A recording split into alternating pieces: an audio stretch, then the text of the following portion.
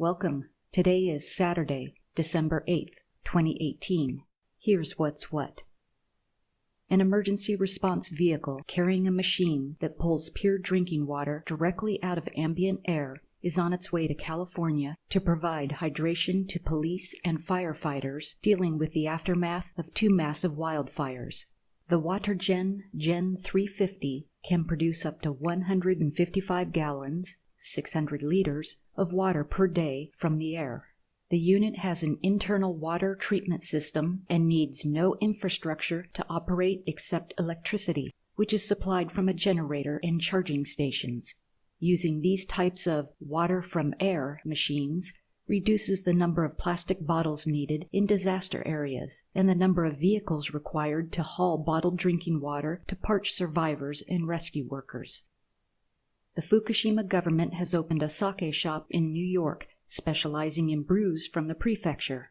The shop opened its doors last Saturday inside a commercial facility in Manhattan. Sake sales are booming in the United States. Exports to the U.S. have increased 50% in the past 10 years. Sakes brewed in Fukushima Prefecture have performed well in competitions. This shop offers 50 brands from 11 breweries. A Fukushima tourism official said breweries in the prefecture are having a hard time finding buyers since the 2011 disaster. Hopefully, this shop will boost the image of Fukushima sakes worldwide. The shop will operate until March next year. A supermoon is set to coincide with a total lunar eclipse in January, and the rare event will be visible across the U.S.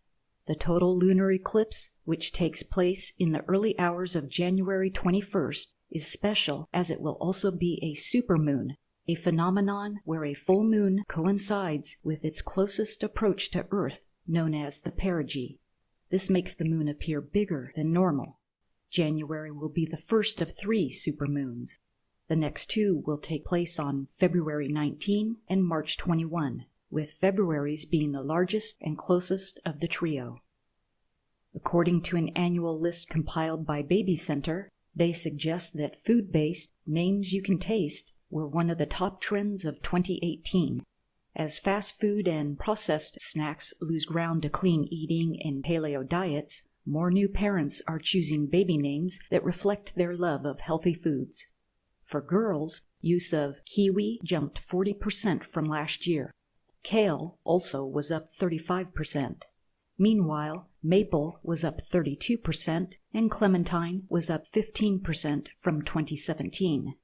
Herbs and spices are inspiring names for both girls and boys. Saffron, up 31% for girls, rosemary, up 20% for girls, and sage, up 15% for boys.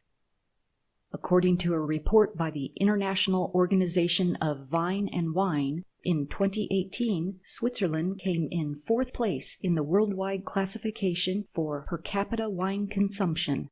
Being the Swiss end consumer who looks for quality before price, Switzerland is a country where not only wine production ranks highly, but also wine consumption. Although Switzerland is not known for its wines, which are mainly consumed locally, the country has at least 40 native grape varieties, the most well-known of which are Pinot Noir and Chasselas. Turning to birthdays for today, December 8th. Terry Hatcher turned 54. Terry is an American actress, voice actress, writer, singer, and former National Football League cheerleader. Terry is best known as Lois Lane on the television series Lois and Clark: The New Adventures of Superman, 1993 through 1997, as Paris Carver in the James Bond film Tomorrow Never Dies, and as Susan Mayer on the television series Desperate Housewives. Dominic Monaghan is 42 today. Dominic is an English actor who first gained fame for being Hetty Wainthropp's sidekick, Jeffrey, in Hetty Wainthropp Investigates, 1996 through 1998. Dominic then went on to play Merry Brandybuck in The Lord of the Rings, Charlie Pace in the television show Lost, and Chris Bradley in the superhero film X-Men Origins Wolverine. Kim Basinger is 65. Basinger is an American actress, singer, and former fashion model. Hailed as a sex symbol of the 1980s and 1990s, Kim came to prominence for her performance of a Bond girl in Never Say Never Again, 1983. Kim has one daughter with her second husband, Alec Baldwin. They married in August 1993, divorcing in February 2002. A study recently conducted by researchers at London Metropolitan University found that touchscreens used by customers at multiple McDonald's locations were covered in fecal bacteria. Researchers tested 8 different McDonald's locations throughout the London and Birmingham area, and each location had its own collection of different viruses and bacteria, from Listeria at one location to Staphylococcus at another. Customers receive their food immediately after touching these screens, and they often wash their hands before ordering their food, instead of after. A spokesperson for McDonald's said that the machines are cleaned regularly throughout the day. However, researchers said that the same bacteria could be found on the machines for several days. This study raises concerns about touchscreen technology in general, as they are becoming more common for public use in fast food restaurants and grocery stores. These results show people should not eat food straight after touching them. They are unhygienic and can spread disease. Michael J. Schneider, known for being the first franchisee of the Red Robin restaurant chain, who later became CEO, has died from a self-inflicted gunshot wound to the head. Yakima County coroner tells us Schneider committed suicide with a high-powered gun Sunday in Washington state. Michael shot himself on a bench in the front yard of his home. No suicide note was left behind. Michael and his brother became the first Red Robin franchisees in 1979 and went on to open 14 of the burger restaurants in Washington, Colorado, and Idaho. Michael merged his franchise company with the parent company in 2000 and took over as CEO and president. Ken Berry, who starred in several classic TV series, including F Troop and Mayberry RFD, died on Saturday, December 1st, according to his ex-wife Jackie. No cause of death has been released yet. Ken had been battling heart issues for several months and had stent surgery in October, but his heart illness continued to worsen in recent weeks. Ken played Sam Jones, first on The Andy Griffith Show and also on the spin-off of Mayberry, but might be most beloved for playing Captain Parmenter on the Western sitcom F Troop from 1965 to 1967. His co-star Larry Storch reacted to the news saying, "We hope you know how much you were loved. Good night, Captain."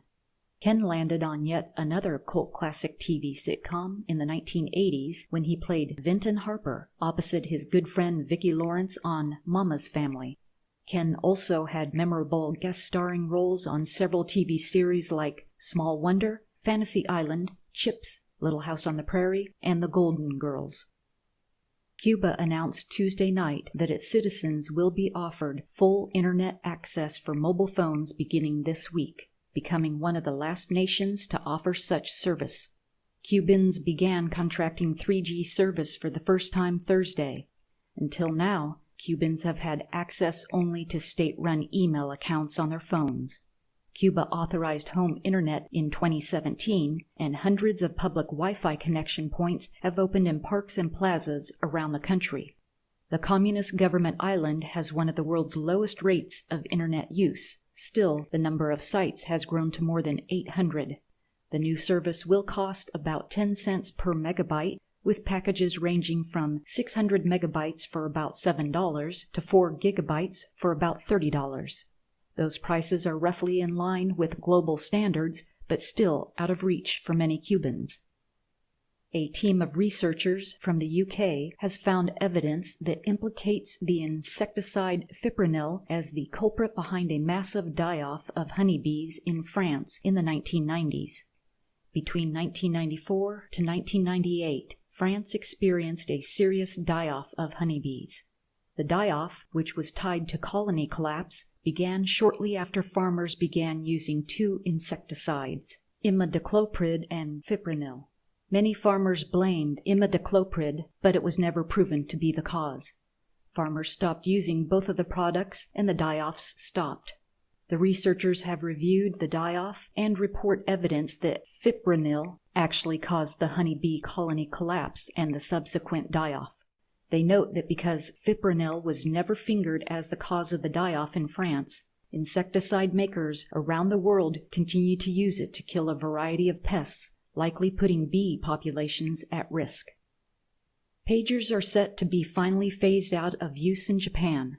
The last remaining carrier says it will be stopping its service next year at the end of September 2019. Pagers have been in use in Japan for 50 years. Subscriptions peaked in 1996 at more than 10 million, but they became things of the past with the arrival of mobiles and later smartphones. Tokyo Telemessage is the only pager service provider left in Japan. The company has about 1,500 customers in Tokyo and neighboring prefectures. Many are medical workers. The company says it plans to use the pager frequency band to strengthen its disaster radio service for local authorities.